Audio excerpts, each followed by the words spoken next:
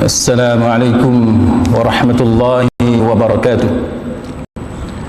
إن الحمد لله نحمده ونستعينه ونستهديه ونستغفره ونعوذ بالله من شرور أنفسنا ومن سيئات أعمالنا.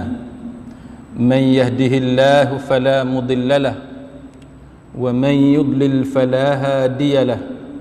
أشهد أن لا إله إلا الله وحده لا شريك له وأشهد أن محمدا عبده ورسوله. اللهم صل وسلم على محمد وعلى آله وصحبه والتابعين بإحسان إلى يوم الدين. أما بعد. Rabbi syarah li sadri, wahai Tuhanku, lapangkanlah dadaku ini, wa yassir li amri, dan permudahkanlah urusanku, wahlul 'uqdatam min lisani, dan uraikanlah kekeluhan lidahku, yafqahu qawli, supaya mereka memahami kata-kataku ini.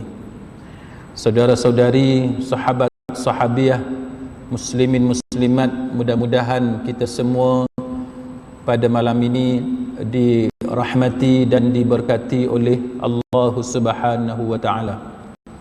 Yang pertama-tamanya syukur, segala pujian hanya milik Allah Subhanahu wa taala. Salawat dan salam ke atas junjungan besar Nabi kita Muhammad sallallahu alaihi wasallam.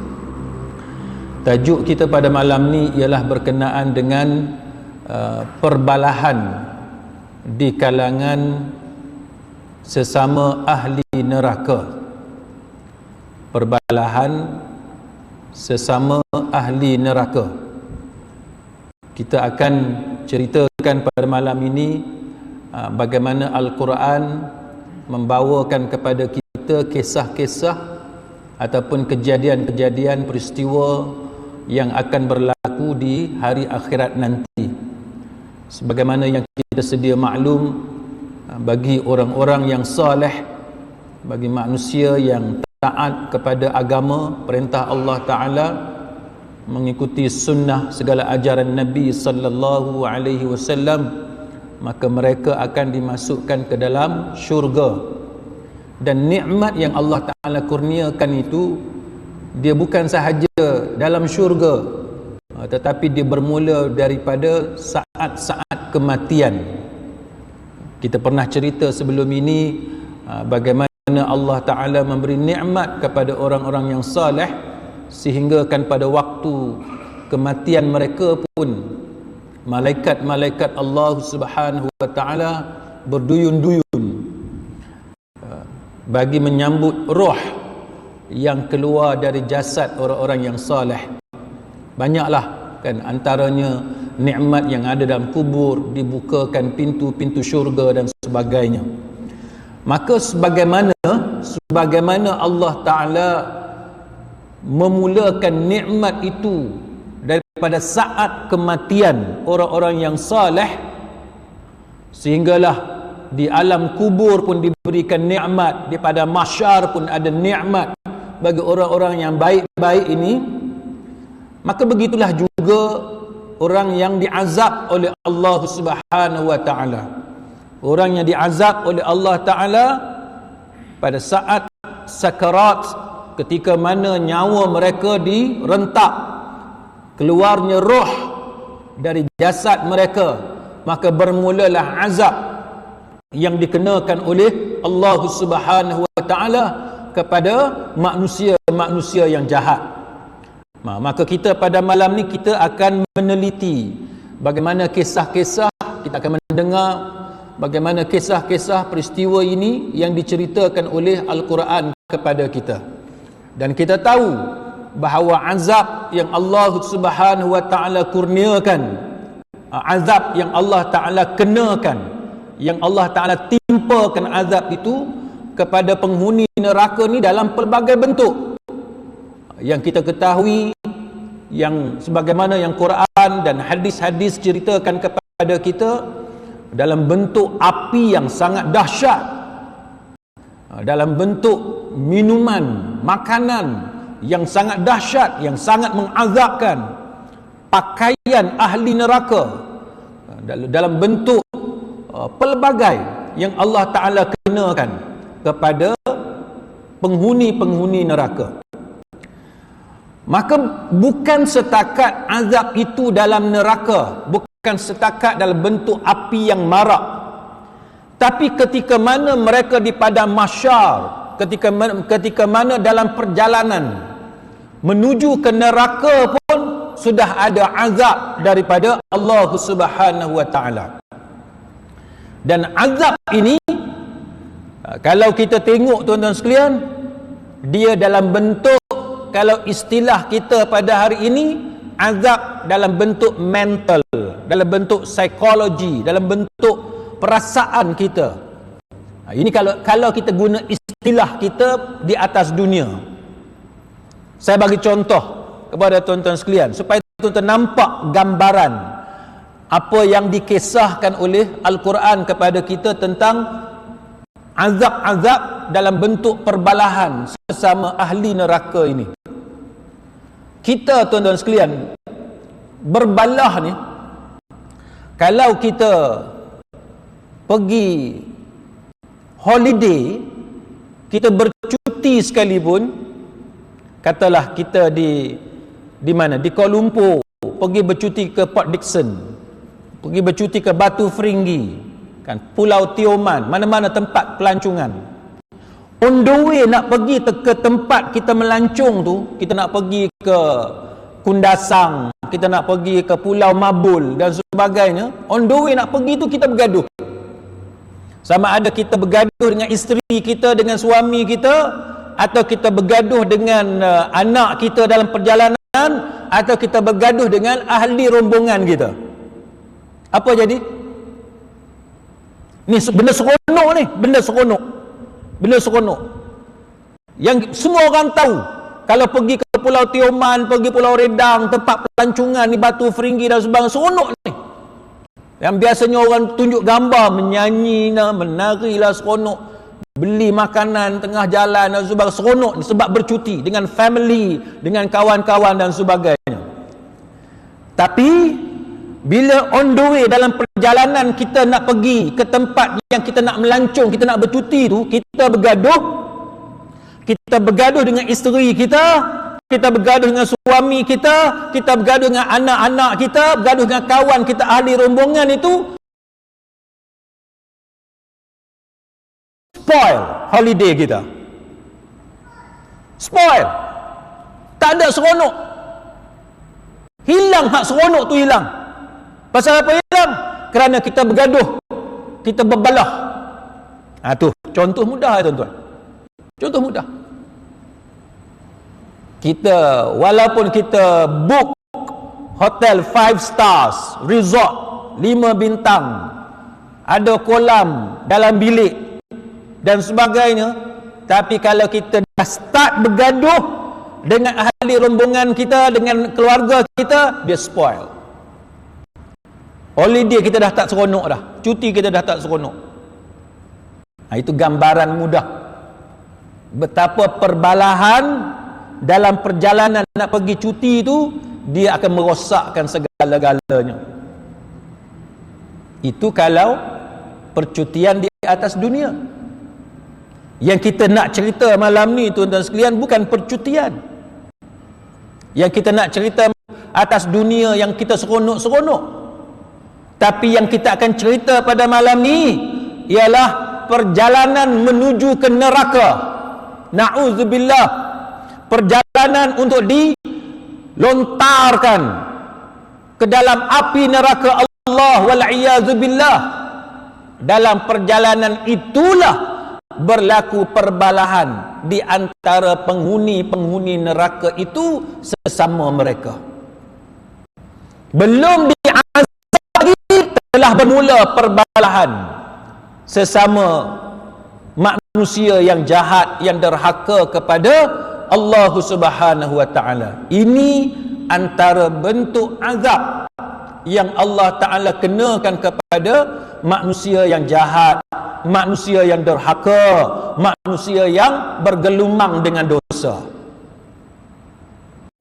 Waktu itu tuan-tuan, saling mencerca antara satu sama lain, saling maki hamun antara satu sama lain, menyalahkan antara satu sama lain, dan mereka akan menyesal dengan dosa-dosa yang mereka lakukan. Sebab itu nama kiamat, hari kiamat ni tuan-tuan, dia ada banyak nama. Salah satu nama hari kiamat adalah Yaumul Hasrah. Apa dia Yaumul Hasrah? Yaumul Hasrah ialah hari penyesalan. Hari manusia menyesal. Menyesal atas dunia tak apa lagi tuan-tuan. Walaupun menyesal atas dunia ni pun ada macam-macam kategori. Orang kata menyesal dahulu pendapatan, menyesal kemudian tidak berguna. Banyaklah contoh kita boleh tengok kan. Ada benda yang kita menyesal, kita sempat baiki balik. Kita menyesal awal-awal, kita boleh repair, kita boleh perbetulkan. Ada benda atas dunia ni tuan-tuan, tak boleh pusing balik dah. Dah terlewat.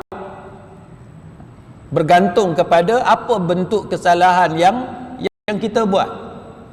Tapi kok mana pun tuan-tuan sekalian, atas dunia ni, selagi kita bernafas, kita hidup, kita masih sempat untuk bertaubat kepada Allah Subhanahu wa taala.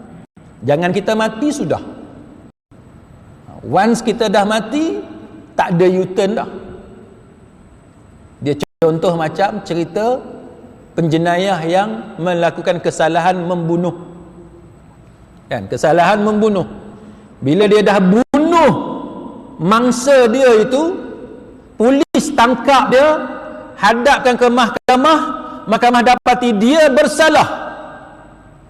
Hukuman dia apa? Di bawah Section 302 Kanun Keseksaan, gantung sampai mati, mandatory. Mandatory maknanya tak ada pilihan lain dah. Yang tu satu je hukuman dia. Itu contoh tak ada U-turn. Lawan di Court of Appeal, Mahkamah Rayuan kalah. Lawan di Mahkamah Persekutuan kalah. Ada U-turn tak? Tak ada U-turn dah. Boleh merayu je. Kalau dapat pergi ke lembaga pengampunan, merayu dengan lembaga pengampunan. Tak dapat, tidak diampunkan, tunggu masa je tuan-tuan. Duduk dalam penjara, orang bagi makan, tak payah buat apa, tidur bangun, makan, tunggu hari yang mana penjara akan melaksanakan hukuman gantung sampai mati kepada banduan tadi. Tak ada U-turn. Itu contoh tak ada U-turn atas dunia. Contoh menyesal tak ada guna. Cuma gantung sampai mati macam tu tuan-tuan, sekurang-kurangnya hari ke hari dalam penjara tu ada ruang untuk kita bertaubat kepada Allah Subhanahu wa taala di atas kesalahan-kesalahan jenayah yang kita lakukan. Adalah peluang. Tapi peluang untuk baiki balik supaya tak dikenakan hukuman gantung tak boleh dah. Maka penyesalan yang paling dahsyat, penyesalan yang tidak ada gunanya adalah penyesalan di hari akhirat. Jadi sementara kita masih hidup atas dunia ni tuan-tuan, hendaklah kita ambil peluang ini untuk kita perbetulkan segala kesilapan kita selama ini. Baik, apa dia punca perbalahan? Apa dia yang menyebabkan penghuni neraka itu bergaduh sesama mereka?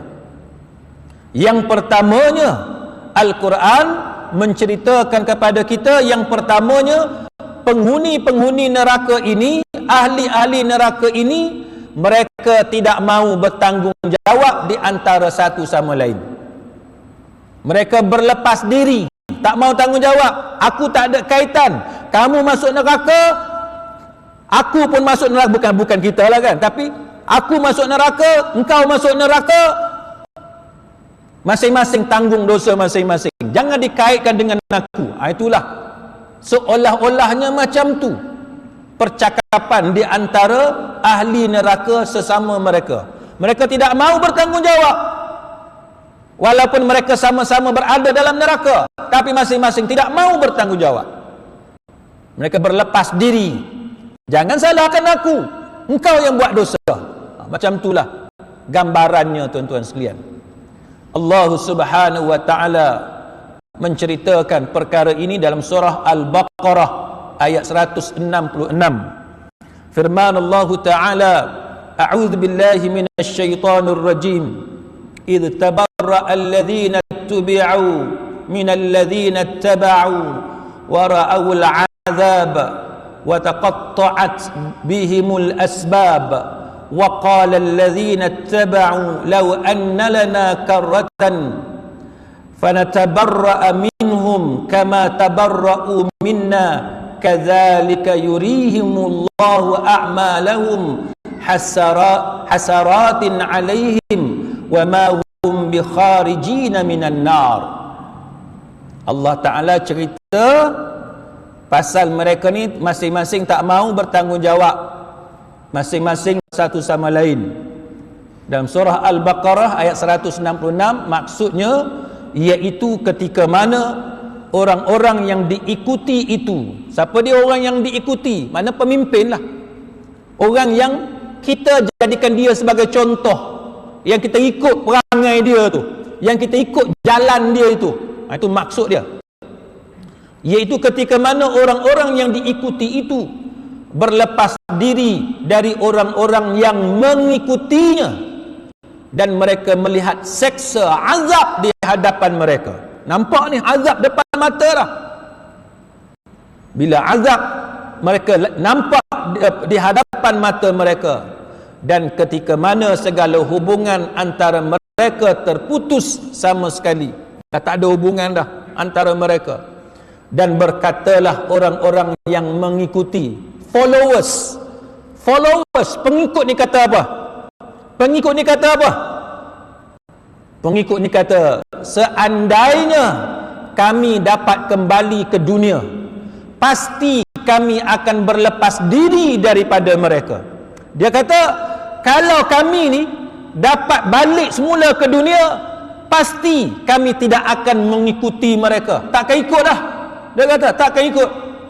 Sebagaimana mereka berlepas diri daripada kami, sebagaimana orang tu dia tak mau bertanggungjawab, maka macam itulah kami takkan bersama-sama dengan orang-orang itu. Dan demikianlah Allah Subhanahu wa taala memperlihatkan kepada mereka amal perbuatannya sebagai bentuk penyesalan bagi mereka. Allah Taala tunjuk benda apa yang dibuat selama ini atas dunia, Allah Ta'ala tunjuk, dan itu menjadi penyesalan kepada penghuni-penghuni neraka. Dan sekali-kali Allah Ta'ala kata, sekali-kali mereka tidak akan dapat keluar daripada api neraka tersebut. Na'udzubillah, na'udzubillah. Tuan-tuan sekalian, ini yang dikatakan penyesalan, yang mana penyesalan macam inilah Allah Subhanahu wa taala tunjukkan kepada kita bagaimana mereka antara satu sama lain berlepas diri, tak mau. Kami tak ada kaitan apa-apa dengan kamu semua, aku tak ada kaitan apa-apa dengan engkau tak ada kaitan apa-apa dengan aku. Itu adalah kerana mereka tak mau dikaitkan dengan sesiapa pun, kerana azab yang Allah sangat dahsyat. Dengan sebab dahsyatnya azab daripada Allah, masing-masing tidak mahu dikaitkan dengan siapa-siapa pun. Tuan-tuan sekalian, gambaran yang saya nak illustrate, nak gambarkan kepada tuan-tuan, nak tunjuk kepada tuan-tuan, benda yang berlaku dalam mahkamah. Apa benda-benda yang berlaku dalam mahkamah? Untuk pengetahuan tuan-tuan,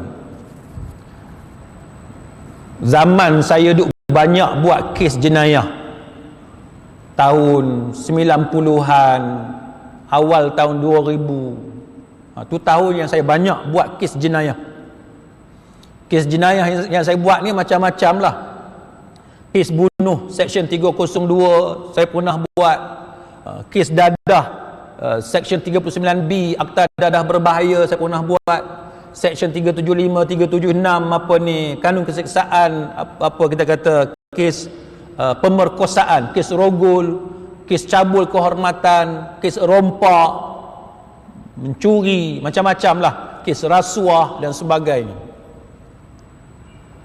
Dalam mahkamah ni tuan-tuan, kalau jenayah itu jenayah berat,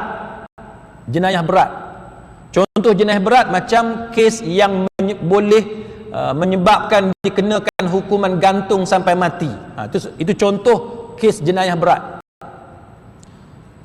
Kalau 5 orang terlibat, 5 orang akan dihadapkan ke mahkamah.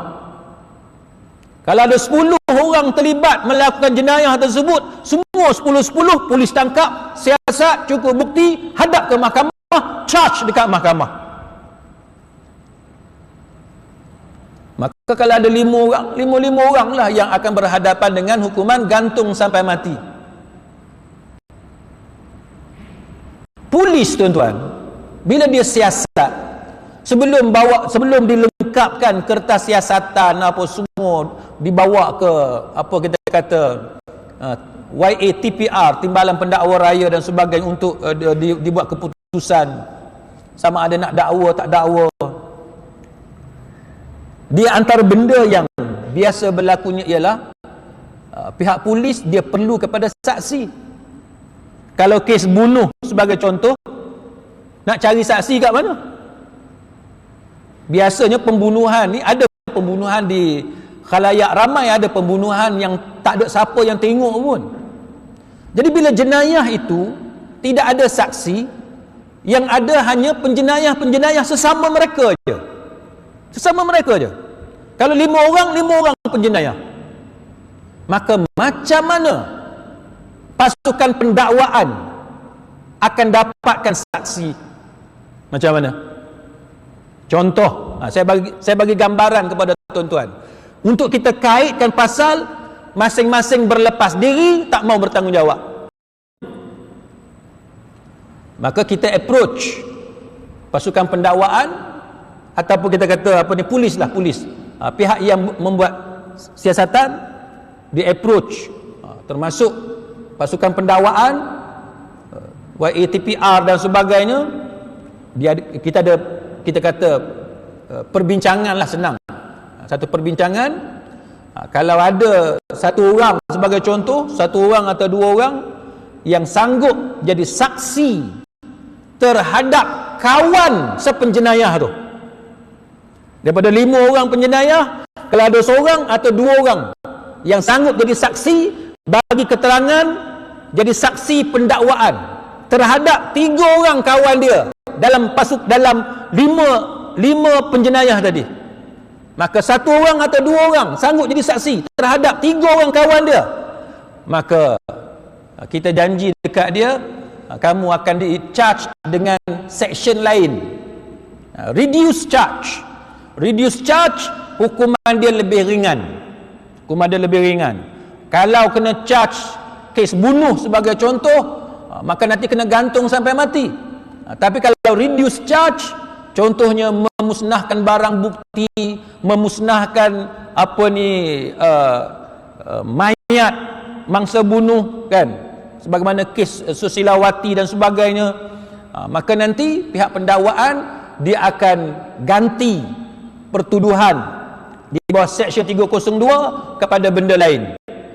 Akan bincang, mungkin ada 1 orang ke 2 orang ke daripada penjenayah yang ramai tu, dia akan fikir, kalau aku kena tuduh bawah Seksyen 302, aku kena gantung sampai mati. Kalau aku kena gantung sampai mati, macam mana isteri aku, macam mana dengan anak-anak aku? Manusia ni tuan-tuan, masa dia buat jahat, masa dia bunuh orang, dia tikam orang, dia tembak orang, dia pukul orang, dia tak ingat anak-anak dia. Dia tak ingat kepada isteri dia. Pasal apa? Sebab setan dah masuk dalam diri dia. Bila dia dah bunuh, maka datang penyesalan. Bila datang penyesalan, bila pasukan pendakwaan ke, pasukan penyiasat ke, bincang apa semua, maka akan ada, biasanya tuan-tuan, dalam kes jenayah, biasanya akan ada seorang atau dua orang yang sanggup bersama-sama dengan pendakwaan, mereka akan jadi saksi terhadap kawan mereka sendiri. Yang penting aku selamat, kan? Yang penting aku tidak dikenakan hukuman gantung sampai mati. Yang penting aku boleh lepas 2-3 years, after 4-5 years, aku boleh keluar balik semula kepada isteri aku dengan anak-anak aku, berbanding dengan aku kena gantung sampai mati. Maka pada ketika itu, dia peduli tak dekat kawan dia tadi? Dia tak peduli dah. Masing-masing nak selamatkan diri masing-masing. Ini contoh mudah lah untuk tuan-tuan faham bahawa atas dunia pun sama-sama buat jenayah, sama-sama buat jahat, sama-sama pukul orang, sama-sama merompak, sama-sama buat naya, buat zalim kepada mangsa. Tapi apabila mereka terkepit antara kemungkinan-kemungkinan hukuman yang akan dikenakan kepada mereka, mereka tak peduli dah kepada kawan mereka yang sama-sama buat jenayah. Yang penting dapat menyelamatkan diri masing-masing. Akhirat macam itulah tuan-tuan. Akhirat, dia punya jalan cerita tu tuan-tuan macam tu. Cuma beza dia sama-sama duduk dalam neraka. Tak boleh nak selamatkan diri dah. Walaupun tak boleh nak selamatkan diri, tapi kerana dahsyatnya azab neraka, maka masing-masing tidak mahu dikaitkan dengan siapa-siapa. Masing-masing ingin berlepas diri. Aku tidak bertanggungjawab terhadap dosa kamu. Aku tidak bertanggungjawab terhadap kemungkaran yang kamu lakukan. Jangan kata dekat aku, tu kau buat sendiri, kau tanggung sendiri. Macam itulah tuan-tuan sekalian. Ini adalah perbalahan yang berlaku sesama penghuni neraka. Na'udzubillah. Yang mana Allah Subhanahu wa ta'ala ceritakan kepada kita, dan ia menjadi salah satu bentuk azab yang Allah Ta'ala kenakan kepada mereka. Jadi kita kena fikir jauh tuan-tuan, kita kena fikir panjang. Kita nak ke benda-benda macam ni berlaku kepada kita? Maka sebab tu kita tuan-tuan, benda-benda dosa ni kita kena tinggal. Judi ke, arak ke, zina ke, rasuah ke, buat zalim dekat orang ke, curi tanah orang ke, apa semua ke, jangan terlibat. Kita jangan terlibat. Sebab dekat akhirat tuan-tuan, dalam neraka, cerita dia macam ni. Jadi sementara kita masih hidup, sementara kita masih sempat buat U-turn, bertaubat kepada Allah Subhanahu wa ta'ala, cepat-cepat kita perbetulkan. Kan? Dosa ni tuan-tuan, besar macam mana sekalipun dosa kita, Allah Ta'ala akan terima taubat kita dengan syarat kita taubat dengan taubat nasuha, taubat yang sungguh-sungguh. Dalam surah Az-Zukhruf ayat 67, Allah Ta'ala berfirman, Al-akhillau yawma idhin ba'duhum li ba'din adu illal muttaqin. Teman-teman akrab, kawan-kawan baik, segala best friend ni, pada hari itu Allah Ta'ala kata apa? Pada hari itu sebahagiannya menjadi musuh bagi sebahagian yang lain, kecuali orang-orang yang bertakwa kepada Allah Subhanahu wa ta'ala. Best friend, Allah Ta'ala kata kawan-kawan baik ni dekat akhirat nanti akan jadi musuh antara satu sama lain. Atas dunia rapat macam ni, atas dunia inilah kawan sehidup semati, sama-sama buat jahat, sama-sama simpan rahsia, sama-sama dapat nikmat daripada dosa, dari kemungkaran yang mereka lakukan. Tapi di hari akhirat nanti, yang kata best friend inilah kemudiannya akan jadi musuh antara satu sama lain. Tak payah kita pergi hari akhirat, atas dunia pun dah banyak jadi dah. Atas dunia dah banyak jadi dah. Cuba tuan-tuan tengok kes di mahkamah sekarang, kes yang melibatkan pemimpin-pemimpin, bekas-bekas pemimpin, ahli-ahli politik. Sebahagian daripada saksi itu staf mereka sendiri, dalam circle mereka sendiri. Bila dah jatuh kerajaan, tak ada kuasa, siapa lagi nak duduk dalam tu? Masing-masing nak selamatkan diri. Maka mereka inilah yang kemudiannya jadi saksi, bergaduh sesama mereka. Tak payah kita pergi mahkamah pun, kita tengok di sekeliling kita, kawan-kawan kita, kita biasa dengar macam mana kawan baik dengan kawan baik bergaduh pasal duit. Ada satu hamba Allah, dia datang jumpa saya, dia cerita macam mana dia bagi pinjam dekat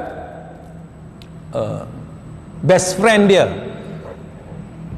Kalau saya tak silap lah, 100,000 ke 200,000 macam tu lah. Saya kata macam mana banyak sangat duit tu? 100,000, 200,000 ni bukan sikit. Biasa kita dengar bagi pinjam dekat kawan ni 1,000, 2,000, 10,000, 20,000 boleh lah. Tapi ni sampai 100,000, 200,000. Oh, dia kata ni duit dia, duit pencen. Bila dia dah pencen, adalah duit yang banyak. Orang pencen, dia ada duit banyak. Jadi kawan dia ni ada masalah bisnes. Jadi bila kawan ni ada masalah bisnes, dah tak boleh nak buat macam mana, dia minta tolong dengan dia, dengan best friend. Jadi kita kenal dia lama, daripada zaman kita kecil lagi, zaman kita muda, sampai kita dah pencen, kita memang sangat baik, sangat rapat dengan dia, kita tak ada masalah untuk tolong dia. Maka duit mana kita ada 200,000 tu, bagi untuk tolong. Tolong punya tolong, tuan-tuan, bisnes tu tadi tetap tak menjadi, menjunam. Akhirnya tuan-tuan, duit tu tak ada lah. Duit yang kata 200,000 tak ada. Bila duit tak ada, macam mana nak bayar balik? Tak boleh bayar. Tak boleh bayar.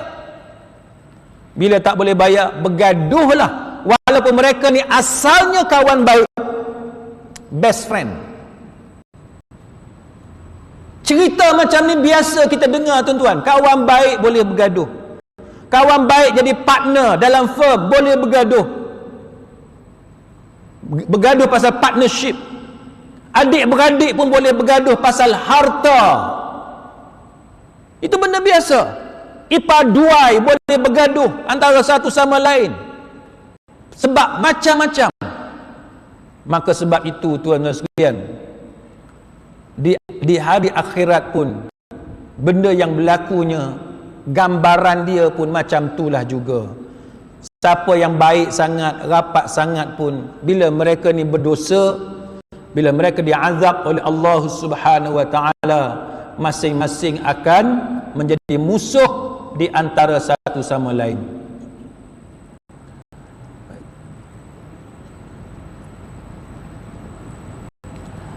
Selain daripada itu, Allah Subhanahu wa taala menceritakan tentang perbalahan di antara penghuni neraka ini, yang mana mereka saling melaknat di antara satu sama lain. Mereka akan melaknat di antara satu sama lain. Allah Ta'ala bagi gambaran ini dalam surah Al-A'raf ayat yang ke-38 hingga 39. Firman Allah Ta'ala, a'udzu billahi minasyaitonir rajim, qala dakhulu fi umamin qad khalat min qablikum minal jinni wal ins fin nar kullama dakhalat ummatun la'anat ukhtaha hatta idza daraku fiha jami'a qalat ukhrahum liulahum rabbana haula'i adalluna fa'atihim azaban dhi'fa minan nar qala likulli dhi'fun walakin la ta'lamun. Allah Ta'ala berfirman, masuklah kamu semua, udkhulu fi umamin qad khalat min qablikum minal jinni wal ins, masuklah kamu semua ke dalam neraka bersama-sama dengan jin dan manusia yang telah terdahulu sebelum daripada kamu. Setiap umat masuk ke dalam neraka, dia melaknat kawannya yang telah menyesatkan dia, sehingga apabila mereka masuk semuanya, berkatalah orang-orang yang masuk kemudian di antara mereka kepada orang-orang yang masuk terdahulu. Ni orang yang kemudian masuk neraka ni, dia akan buat komentar, dia akan mengulas pasal orang hak awal masuk neraka. Apa kata mereka kepada golongan yang masuk neraka lebih awal? Mereka kata, wahai Tuhan kami, mereka telah menyesatkan kami, sebab itu datangkanlah kepada mereka siksaan yang berlipat ganda daripada neraka. Yang kemudian ni, dia menyalahkan yang awal. Dia kata yang awal itulah hak mula-mula masuk neraka, itulah yang menyesatkan kami, maka azabkanlah dia berlipat kali ganda daripada neraka. Padahal dulu kawan baik, dulu buat jahat sekali, dulu dia ikut arahan kawan tu, tapi bila masuk neraka dengan azab neraka tersebut, mereka minta kepada Allah, kenakan azab kepada mereka itu berkali ganda daripada azab neraka. Dia tak fikir dah tuan-tuan, kawan ke siapa ke yang dulu yang dia ampu, yang dia duk sokong, yang dia duk follow, dia duk ikut, tapi bila masuk neraka, dia akan sanggup minta dengan Allah kenakan azab yang berlipat kali ganda kepada golongan yang terdahulu. Lalu apa kata Allah? Allah Ta'ala kata, masing-masing mendapat azab yang berlipat kali ganda, akan tetapi kamu tidak mengetahuinya. Dan berkata orang-orang yang masuk lebih awal di antara mereka, yang masuk neraka lebih awal, dia kata kepada orang yang masuk neraka kemudian, kamu tidak mempunyai kelebihan sedikit pun ke atas kami, maka rasakanlah siksaan azab kerana perbuatan yang telah kamu lakukan. Jadi hak awal ni, dia kata dia tak mau tanggungjawab. Dia tak mau tanggungjawab. Kamu buat dosa, kamu buat benda mungkar, kamu buat benda maksiat, benda yang dimurkai oleh Allah Ta'ala, kamu tanggung sendiri. Kamu tanggung sendiri. Maka ini yang disebut dalam ayat ini, bagaimana mereka sesama mereka melaknat di antara satu sama lain. Dan melaknat di antara satu sama lain adalah bentuk azab daripada Allah Subhanahu wa Ta'ala. Kita tuan-tuan, kita kalau orang laknat kita pun bertukar muka kita ni tuan-tuan.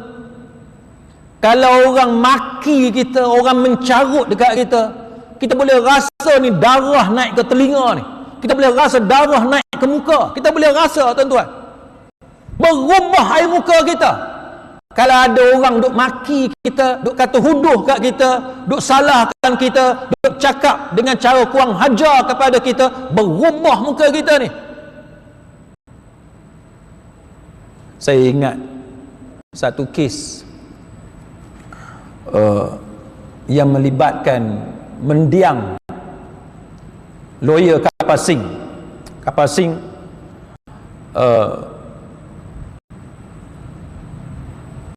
Kejadian ni dilaporkan dalam paper, dalam berita.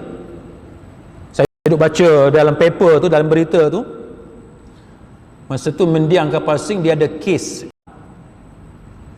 Jadi kalau saya tak silap lah, dia sampai lambat ke ataupun dia tak dapat hadir, macam itulah lebih kurang. Maka anak dia yang gantikan dia pergi ke High Court, Mahkamah Tinggi di Shah Alam. Jadi kalau mengikut laporan akhbar itu, ni cerita ni dah lama lah, cerita ni pada waktu mendiang kapal Sing masih hidup lagi, dan masa tu kalau saya tidak silap dia belum kemalangan yang menyebabkan dia lumpuh sehingga terpaksa menggunakan wheelchair. Jadi sebelum tu lagi peristiwa ni. Apa yang berlaku tuan-tuan?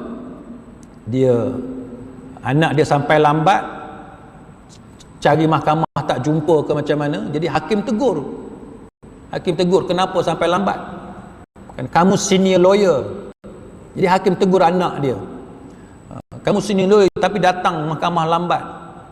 Jadi berlaku macam anak kepada kapal Sing ni yang juga lawyer, dia berhujah dengan mahkamah. Jadi mahkamah tak puas hati. Jadi mahkamah adalah bagi remarks pasal benda ni.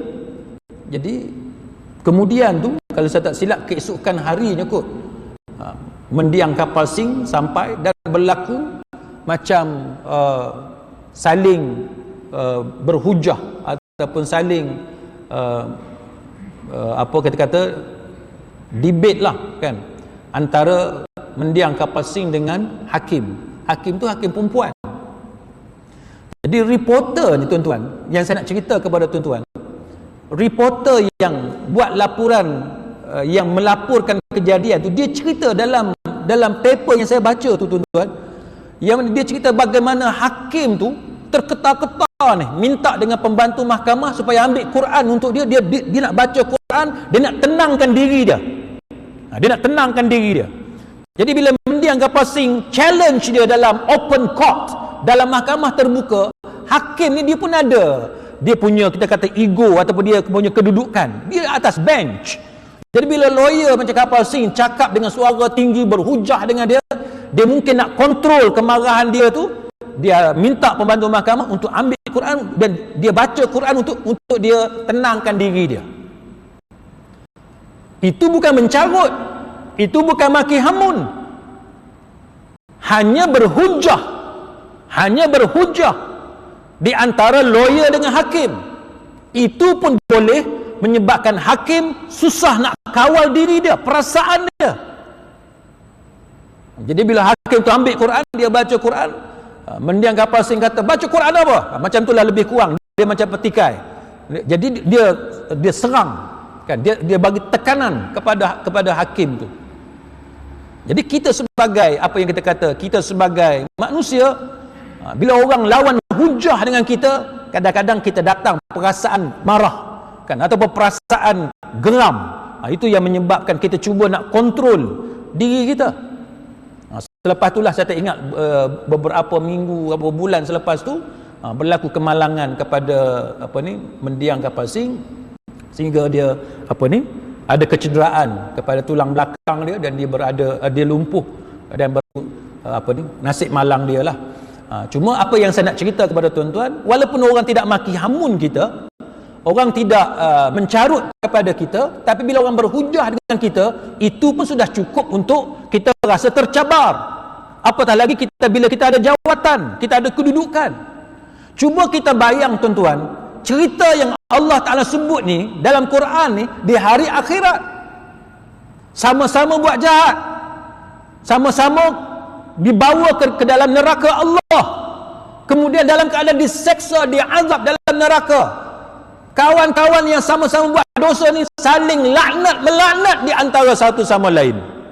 Dan melaknat di antara satu sama lain bukan macam arguments kita atas dunia, bukan macam berhujah atas dunia, bukan macam saling melaknat atas dunia. Melaknat dan di hari akhirat ada satu bentuk azab yang berlaku kepada sesama penghuni neraka. Na'udzubillah. Maka sebab tu tuan-tuan, kita berdoa supaya Allah Subhanahu wa taala tidak takdirkan kita ni menjadi penghuni neraka. Kita minta Allah Subhanahu wa taala melindungi kita daripada dimasukkan ke dalam neraka Allah Subhanahu wa taala. Baik, selain daripada itu tuan-tuan, saya ringkaskan dah sebab kita masuk Isyak. Selain daripada itu, Allah Taala ceritakan dalam Al-Quran bagaimana akan berlaku perbalahan di antara penghuni neraka ini dengan syaitan. Tak cukup dengan sesama manusia, tuan-tuan, sesama manusia saling melaknat di antara satu sama lain, nanti dalam neraka itu akan berlaku perbalahan di antara penghuni neraka dengan syaitan, dan ini adalah di antara bentuk azab yang Allah Ta'ala kenakan kepada penghuni-penghuni neraka. Kemudian Allah Subhanahu wa Ta'ala menceritakan bagaimana selain daripada itu mereka saling tuduh menuduh, salah menyalahkan di antara satu sama lain. Ni pasal hang lah ni pasal kamu lah ni, aku jadi macam ni, yang tu tuduh orang ni tuduh orang tu, saling tuduh menuduh di antara satu sama lain, dan itu juga adalah bentuk azab daripada Allah Subhanahu wa taala. Jadi sidang hadirin mukminin, kita berharap supaya ceritakan ini tidak berlaku kepada kita. Itu yang kita sangat harapkan. Sebabnya apabila perkara ini berlaku, maka tidak ada U-turn. Kita tak boleh bertaubat, menyesal macam mana sekalipun, tidak ada gunanya lagi. Maka sementara kita masih bernyawa di atas dunia ini, ingatlah apa yang Allah Ta'ala ingatkan kepada kita ini tentang bagaimana manusia akan saling berlepas diri, manusia akan saling melaknat di antara satu sama lain, manusia akan bergaduh dengan syaitan ketika mana mereka diazab oleh Allah Subhanahu wa taala di hari akhirat nanti. Maka mudah-mudahan dengan amaran demi amaran seperti ini yang Allah Taala sampaikan kepada kita cukup untuk menakutkan kita supaya kita tidak terus bergelumang dengan maksiat, dengan perkara-perkara yang dimurkai oleh Allah Subhanahu wa taala. Kita pohon kepada Allah agar Allah Taala melindungi kita semua daripada kemurkaannya, daripada azabnya, dan lebih-lebih lagi daripada nerakanya. Na'udzubillah min dzalik. Wallahu a'lam. Aqulu qawli hadza wa astaghfirullahal azim li wa lakum. Wassalamu alaikum warahmatullahi wabarakatuh. Subhanakallahumma wa bihamdika asyhadu an la ilaha